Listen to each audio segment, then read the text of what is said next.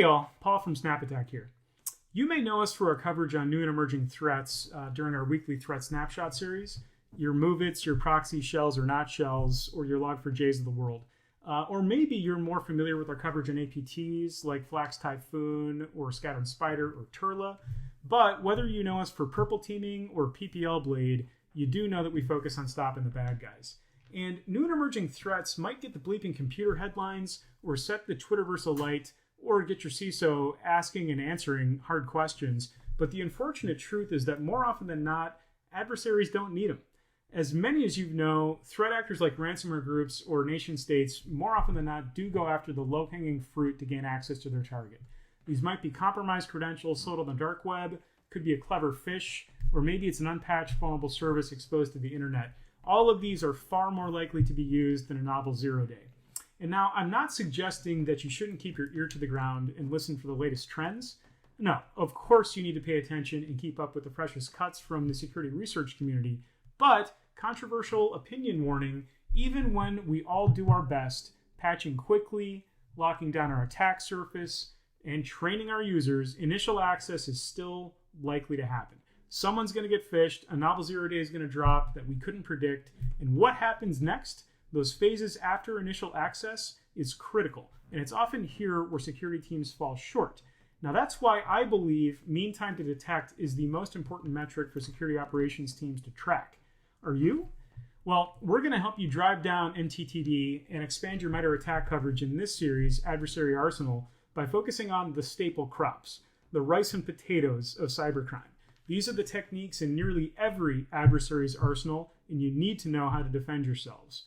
So with our eyes on post-exploitation techniques, we'll work towards a goal of illuminating those critical points on nearly every kill chain that are chalked up either as a win for the good guys or a very long weekend for the incident response team. And we're going to start with scheduled tasks.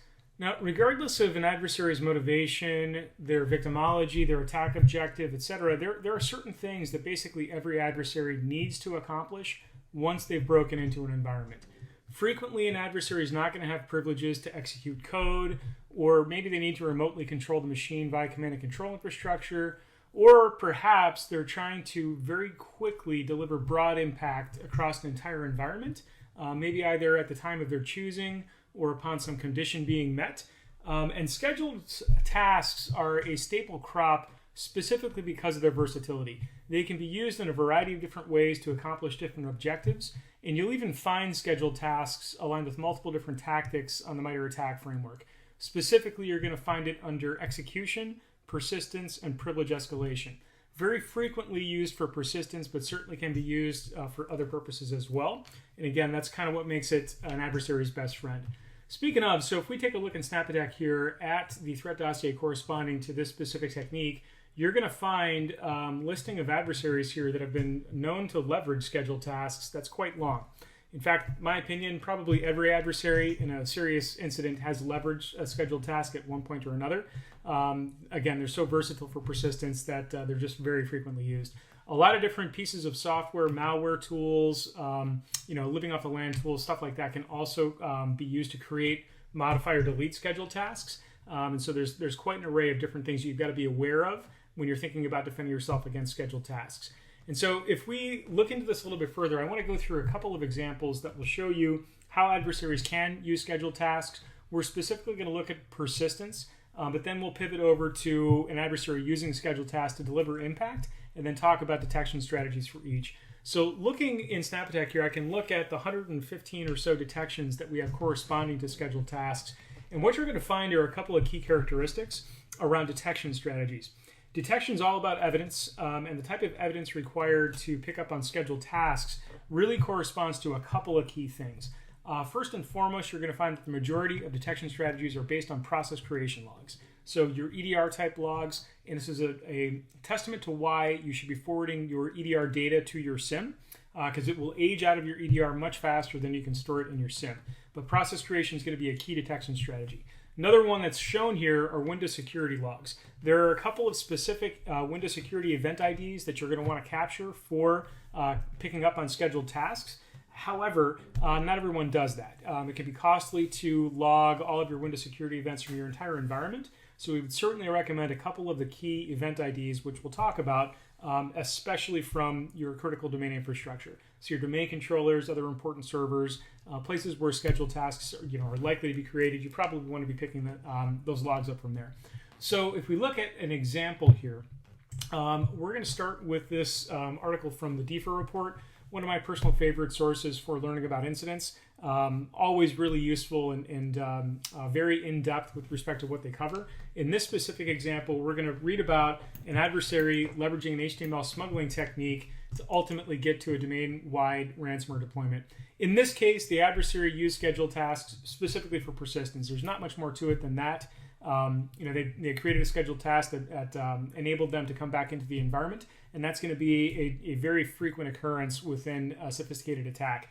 Adversary, they've got lives too. They may want to come back tomorrow and pick up where they left off. That's pretty much exactly what happened in this case. Adversary was able to break in using this technique of HTML smuggling, and then ultimately, use the scheduled task on a beachhead host to get persistence, enabling them to come and go as they pleased. That's a key thing, and it enables an adversary to fly a little bit more under the radar because all their activity doesn't need to happen all at one time.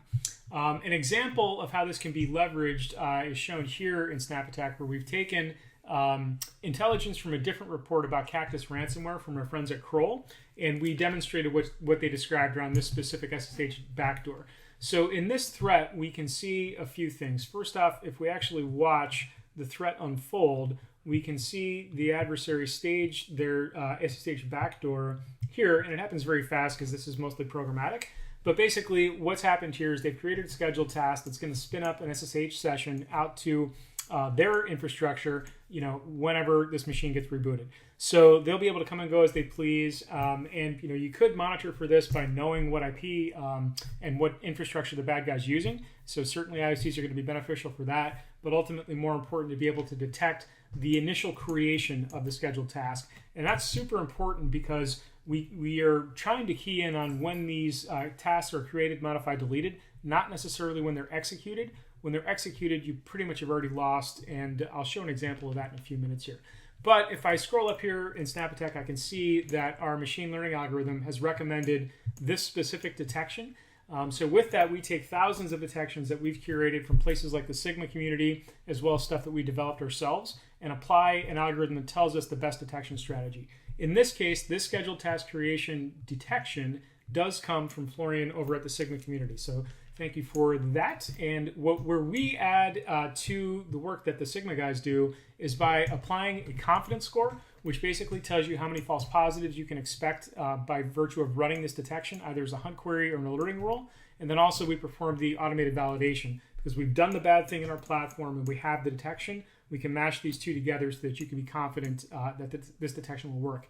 If we dig a little bit further into Florian's work here, we can see how we're going about our detection strategy in this case. As we can see, like I said, it's a process creation log, so you're going to require some EDR type data, and we're looking specifically for the creation of a scheduled task. We also probably want to capture the command line and the parent command line, but what Florian notes here is that false positives could come from just normal administrative activity. Scheduled tasks do get created on a somewhat regular basis within an environment. So while this might be useful in many cases, in some cases it may be noisier than what you can really afford in your SOC. That's sort of a decision for you, but we can see here that this detection has triggered on 17 different true positives where scheduled tasks have been created across a variety of different attacks. So in this case, again, persistence, we've got the dark side ransomware attack, which we emulated where a scheduled task was created for persistence, Praetorian, Purple Team, another remote access Trojan, Sandworm, etc. So again, demonstrating that these techniques are used very frequently by adversaries. But if we wanted to get a little bit more sophisticated with respect to how we look at scheduled tasks, are there characteristics that we might be able to key in on that would indicate suspiciousness or not? And the answer to that's yes. There are some additional pieces of metadata that we might want to capture to key in on those scheduled tasks which might be malicious or are likelier to be malicious than your normal administrative activity. And this one also happens to come from the Sigma community. Thank you, Nas, over at Nextron. Those guys do a lot of work to contribute. And I know everybody loves Sigma. We do too. And you'll find the actual Sigma rule down here. A few things to note on this detection strategy. We're looking at a different set of evidence here. So with the last rule, we were looking at process creation events. Within this one, we're keyed in on Windows security events. And that's an important distinction because process creation events are very likely to be available to you. If you have any EDR, you're going to have the ability to capture Windows security events. And hopefully, again, like I mentioned, you're forwarding that to your SIM. But Windows security events you might not be logging. And in fact, NAS even mentions here that by default, the Windows audit policy is not going to really support this detection strategy. So there's some work to do in advance to be able to enable this level of visibility. That's a key thing. The event ID in question here is 4698. That's a really important one when it comes to scheduled tasks. It really is the scheduled task creation event ID. So that's the one you're going to want to look for. But again, we know scheduled tasks can be used for legitimate purposes. So how do we think better about how to detect maliciousness? And in this case, I like the thinking here. Let's look for execution paths that are suspicious, places where scheduled tasks should not be created from. So in this case, we've got a bunch of temp directories, user directories, temporary internet files, etc. Typical administrator activity would not look like this. It would not be executing from one of these temporary user directories. So this would be a pretty good strategy for threat detection. We're also looking for specific command parameters that might be called via the scheduled task. So like a shell being spawned or script being run or things along those lines. So all of that's super helpful in terms of narrowing our perspective on what whether or not a scheduled task creation is malicious. However, one downside to this, I don't have a matching log that I can show you here. So in the myriad different examples of scheduled task creation that we've leveraged, we haven't caught a true positive with this one yet. However, that's probably just an artifact of how our red team has actually emulated adversary activity. This would be a detection I would like if, again, I was capturing the requisite logs and I had the ability to detect on them. Like I said, though, it's not just about task creation. An adversary could also modify an existing scheduled task, and this could be useful for that adversary that's attempting to fly under the radar. We know they all are, but there are scheduled tasks that already exist that operate things like system privileges, and so injecting malicious commands into a pre-existing scheduled task with system level credentials is a way of both establishing that beachhead or enabling persistence, but also escalating privileges for whatever command that adversary wants to execute. So in this threat, what we have done is captured the Mandiant security validation execution of this. So we can actually show you what this looks like. Like most of these programmatic attacks, honestly, it's not terribly visually interesting, but always what's important is kind of what's happening behind the scenes and under the covers. And in this case, we can see we've got a scheduled task being changed. And then we can see a recommended detection looking for the shell exec run DLL that's running at a very high confidence. So if we take a look at that specific detection, which is here, we can see, again, this is from NAS over at the Sigma community. Thank you again. Looked like he was referencing the Raspberry Robin work that Red Canary had released a while back. We can see that this has been validated. We know it's going to work. We know it's not going to throw a lot of false positives because it's operating at a high degree of confidence. And we can also see where we've deployed it or not. So if I trust this, it's at very high confidence. I want to run this in Sentinel-1 as a star custom rule. I can do that, and now that's pushed down to Sentinel-1. And if somebody ever does this in my environment, I'm going to get an alert for it.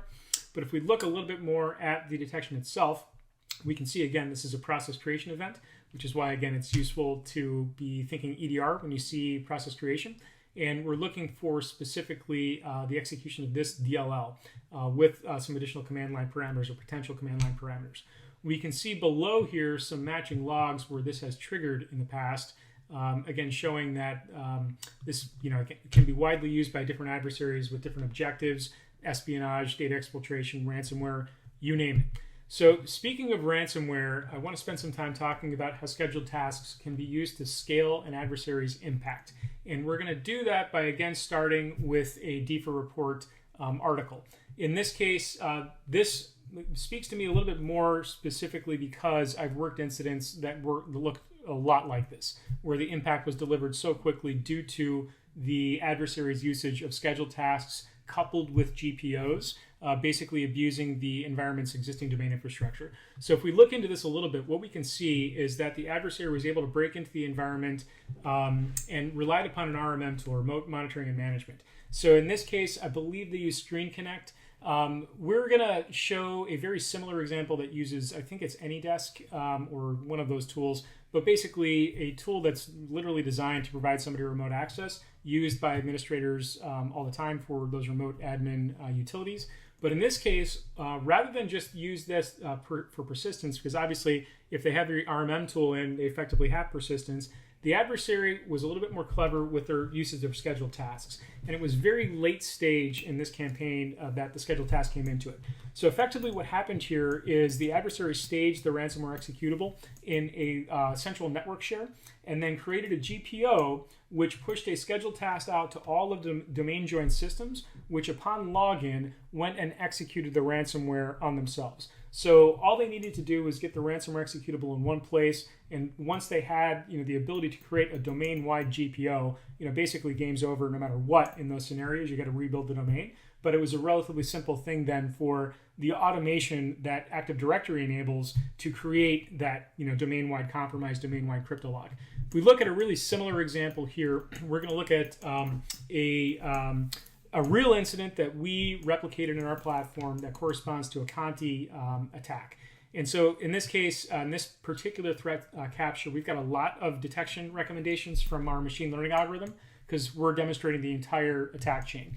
In this case, bad guy used AnyDesk, so very similar remote monitoring and management tool to what's described in the DEFA report. And they also use scheduled tasks in a really similar way. Not going to go through the entire thing, but what I do want to show you is when we actually look at the attack session down here, we're going to see the red star here. The ransomware is being placed in that centralized location. And then from here, the bad guy is going to work to create the group policy object. And I'll skip a little bit ahead so we can get to that. We're looking at AnyDesk right now. So this is the adversary's workstation. They've got AnyDesk loaded, and the screen that we're actually seeing here is the compromised victim machine inside the victim infrastructure. So domain controller in the victim environment. What bad guy's doing right now is creating the scheduled task, and then they're going to add it to a GPO. That GPO, basically all it's going to do is the next time the machine that downloads the new security policy logs in, it's going to see that it's got another command to run. It's going to go and run it, fetch that executable from the central location, run it on itself, and Bob's your uncle, you've been ransomed by Conti. So obviously this is way too late to be detecting. There are myriad different detection opportunities earlier, which these red stars correspond to. But ultimately, even if we were able to detect the scheduled task creation out here, we've still got a window of opportunity where we can stop the bleeding. If we were able to detect it, we'd be able to obviously remove the GPO, or at minimum make sure nobody logs into the network while we're cleaning things up. That's probably a step I would consider taking. But one way or another, if we look at the recommended detections here, what we're going to see is that we've got a scheduled task, rare scheduled task creation. There's also from GPO. And so we can look at the rare scheduled task creation. And this is another example from Florian here, where we're looking still at similar sort of evidence. We're looking at in Windows security event logs, but the key thing here is we're looking for a scheduled task that's only set to execute once every so often. So not going to be like an everyday cron job type of scenario, and specifically looking for infrequent execution of scheduled tasks. Could be interesting. It definitely triggered on this specific one, and it also triggered on 146 other matching logs. So in this case, fidelity, could be not great, depending upon how it's used, because sometimes software installation or updates are going to create some false positiveness for you. There is one other way to take a look at detecting that specific execution via group policy, and this is a scheduled task that's created in a GPO itself. So this would be a detection available to SnapAttack subscribers. It does rely upon Windows security logs, similar strategy to the others. But what we're looking specifically for here is a scheduled task that within the actual scheduled task XML file, we're seeing a call out to a shared directory. So there's a chance that in normal administrative activity, something like this would happen, but it's relatively low. And the potential impact of this could be so significant that you might want to enable this, because the false positiveness of it's probably not going to be enormous. We can see here that it triggered on 6 different logs in our attack library, that Conti ransomware kill chain that I just showed you, as well as a couple of other ways that will detect effectively the same thing. So one way or another, like I mentioned, there are a variety of ways that scheduled tasks can be used. There's only a handful of ways that they can be detected, and again, that's process creation logs. It's Windows Security Event ID 4698.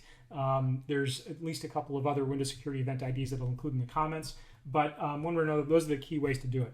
So if you're not collecting that telemetry, you're going to have a blind spot with respect to this. And that blind spot could cause you a lot of problems, because as hopefully you've gotten from this, scheduled tasks can be used in a variety of ways for persistence, for privilege escalation, for, again, broad impact, and then also, of course, for code execution.